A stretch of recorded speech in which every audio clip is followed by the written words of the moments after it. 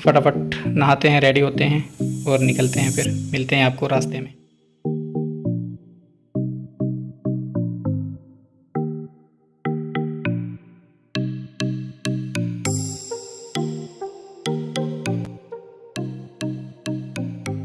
Welcome back this channel. तो आज 10 महीने बाद जाके कहीं मैं कैमरे के सामने आ रहा हूँ। काफ़ी टाइम से मैंने ब्लॉग नहीं बनाया, जैसे कि आपको अभी बताया कि 10 महीने बाद। तो आज की जर्नी बहुत ही स्पेशल होने वाली है। तो मैं मेरे भाइयों के साथ निकल गया हूँ घर से। अब यहाँ से निकल गए हैं हम लोग घर से। अब इसके बाद जाएंगे, अब ऑटो पकड़ेंगे, उसके बाद जा रहे हैं रेलवे स्टेशन। आगे की जर्नी आपको वहाँ जाके बताता हूँ। फ़िलहाल के लिए लेट हो रहा है, ट्रेन का टाइम भी हो रहा है। मिलते हैं आपको स्टेशन पे।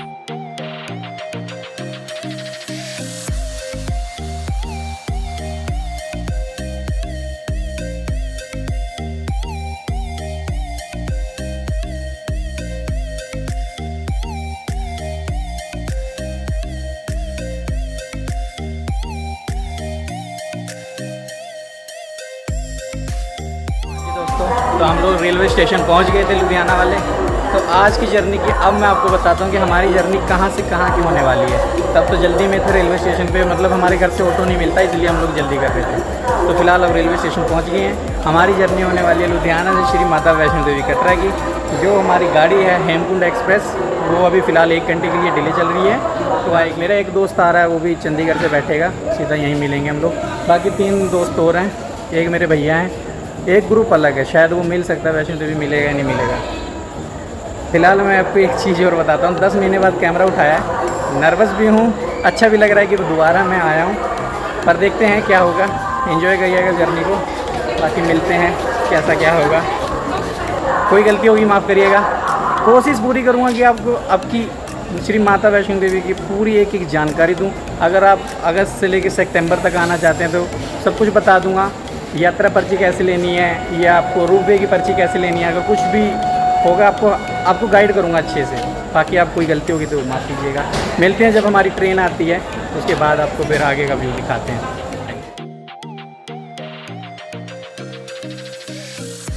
तो फिलहाल के लिए हमें हमारी ट्रेन मिल गई थी। 1 बज गया है, लगभग 1 घंटे लेट चल रही है। तो मैं जो मेरा दोस्त चंडीगढ़ से आ रहा था वो भी हो गया, वो रहा। ये मेरे बड़े भैया हैं, एक मिडिल बर्थ में हैं, एक पीछे हैं, मेरी अपर बर्थ साइड अपर। पहले तो आप सभी को हमारे आज़ादी दिवस की ढेर सारी शुभकामनाएं। जर्नी स्टार्ट होगी, सवेरे हमारी ट्रेन, अगर तो बीच में अगर आप कर लेगी कवर फिर तो 7 बजे पहुंचेगी, ठीक है, नहीं तो फिर 8 बजे पहुंचेगी। फिर वहां से अपनी सारी जर्नी शुरू होगी। अब बीच में आप जा रहे हैं सोने, बीच में तो कोई वीडियो मैं नहीं बनाऊंगा। मिलते हैं सीधा कटरा में। जय माता दी। तो हम लोग पहुंच गए हैं माता रानी की पावन धरती पर, कटरा रेलवे स्टेशन पे। जैसे कि आप देख सकते हैं वो सब लोग खड़े हैं। तो अभी सुबह के बज रहे हैं 8। पहले तो आप लोग माता रानी के त्रिकुटा भवन की दर्शन कीजिए।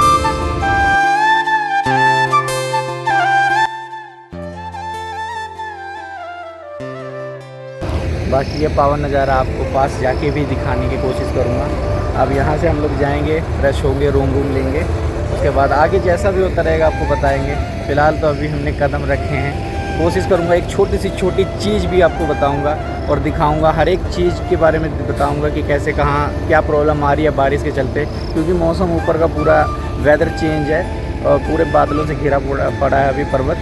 बाकी देखते हैं आगे ऊपर चल के क्या होता है। फ़िलहाल तो अभी रेलवे स्टेशन से बाहर चलते हैं और आगे देखते हैं आगे चल के क्या ही होता है। जय माता दी। मिलते हैं रेलवे स्टेशन के बाहर। अब आगे जैसा भी होगा आपको अपडेट देते ही रहेंगे। ऊपर का वेदर बिल्कुल चेंज है, पूरा त्रिकुटा भवन अपना माता रानी का पूरा पहाड़ मतलब बादलों से घिरा हुआ है। और ये साहब ने फर्स्ट टाइम ये विजिट किए हैं। जय माता दी। जय माता दी। लेकिन इन्होंने एक नज़ारा बाहर का नहीं देखा है। ये भाई इंसान लुधियाना से सोया हुआ अब जाके कहीं ये उठा है, वो भी इसको हिला के उठाया कि भाई पहुंच गए हैं। बाहर आके कहता है वाह कितना अच्छा नज़ारा। लेकिन जो रास्ते के नज़ारे इन्होंने एंजॉय करना था वो तो किया नहीं। चलो बाकी ऊपर लेके चलते हैं भवन पे, आगे जो होता रहेगा बताएंगे। जय माता। तो मैं आपको एक अपडेट देना चाहता था। जो भी ऑनलाइन यात्रा पर्ची करते हैं तो मैं आपको ये बताना चाहता हूँ उसका कोई बेनिफिट है नहीं। हम लोगों ने घर से ही ऑनलाइन यात्रा पर्ची करी थी, पर उसके बावजूद भी हमें देखिए इतनी लंबी लाइन में लगने पड़ रहा है। मैं तो यही कहूँगा, टाइम वेस्ट करने से अच्छा आप यहाँ आइए रेलवे स्टेशन पे ही, यहाँ आके लाइन में लग जाइए और यहीं से यात्रा पर्ची आपको RFID कार्ड मिल जाएगा।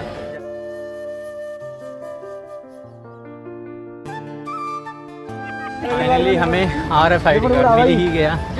कितने टाइम लाइन लगने का लगा, कम से कम हमें आधी घंटा 40 मिनट लगना पड़ा लाइन में, ऑनलाइन यात्रा पर्ची होने के बावजूद भी, लेकिन अब फाइनली मिल गया है। इसके बाद अब यहाँ से सीधा बाणगंगा के लिए निकल गए हैं।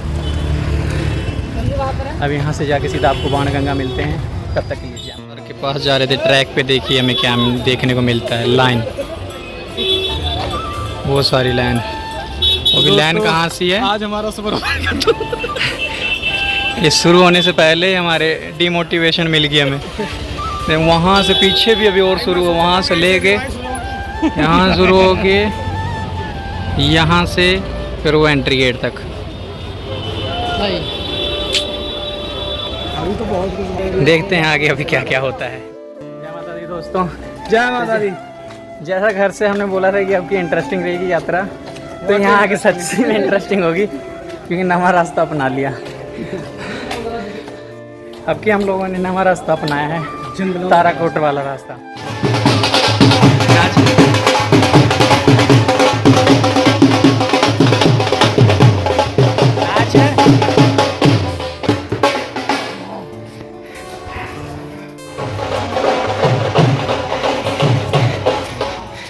दोस्तों जय माता दी।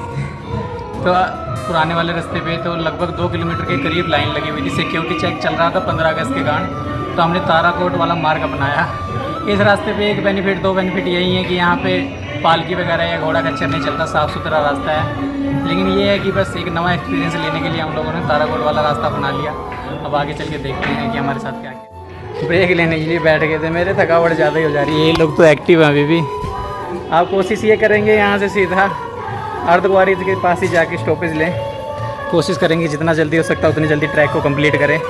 बाकी एक नए एक्सपीरियंस को आपके साथ शेयर करूंगा। पहली बार ताराकोट वाला मार्ग अपनाया है, देखते हैं अभी आगे आगे क्या होता है। जैसा भी होगा आपको बताएंगे। जय माता दी। बस मैं एक्सप्लेन नहीं कर सकता क्योंकि मैं कोई भी मतलब सुबह उठ के एक्सरसाइज वगैरह नहीं करता हूँ, साफ बात। इसीलिए मेरी ये हालत है। सब लोग भाई लोग ऊपर चले गए हैं, मैं बैठ बैठ के जा रहा हूँ रेस्ट कर करके। मेरी हालत बहुत बुरी है, सांस चढ़ रहा बहुत ज़्यादा। बाकी ट्राई करूँगा बहुत टाइम से। चलते हैं आगे, मिलते हैं। कर्मों की सज़ा क्यों नहीं मिलती? हम खुद ही कर्म पूरे करते हैं। पौड़ी के रास्ता ले लिया, सीढ़ियों से जा रहे हैं। ये है नवग्रह वाटिका की तरफ जा रहा है रास्ता। फोटो ये नहीं पता, जसवीर चढ़ ले, यही बहुत बड़ी बात है। किसी की फोटो मिलते हैं आगे। अभी ताराकोट वाले रास्ते पे हमें लंगर की व्यवस्था मिली, तो हमने अभी भी लंगर खाया यहाँ से, देख सकते हो। अब यहाँ से अब थोड़ी देर रेस्ट करके, रेस्ट करने के बाद फिर यहाँ से चढ़ाई शुरू करते हैं। तब आप ये व्यू एंजॉय करो।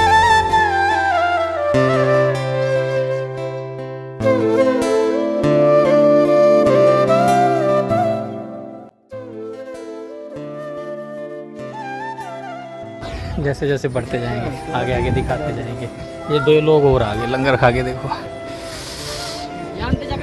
मिलते हैं आगे। जय माता दी। जय माता दी दोस्तों। बीच बीच में ऐसे ब्रेक लेके ही चढ़ पाएंगे हम लोग। ये देखो, एक चीज़ और देखिए, वेदर देखो, लग रहा है गर्मियों के मौसम में आए हम लोग। इतना मस्त मौसम है, लेकिन एक चीज़ है, गर्मी कम नहीं है, बहुत ज़्यादा उमस हो रखी है। या तो बारिश होने वाली होगी इस कारण हो रहा है, बाकी नहीं तो देखिए पूरा यार धुंध हो रखी है रास्ते भर।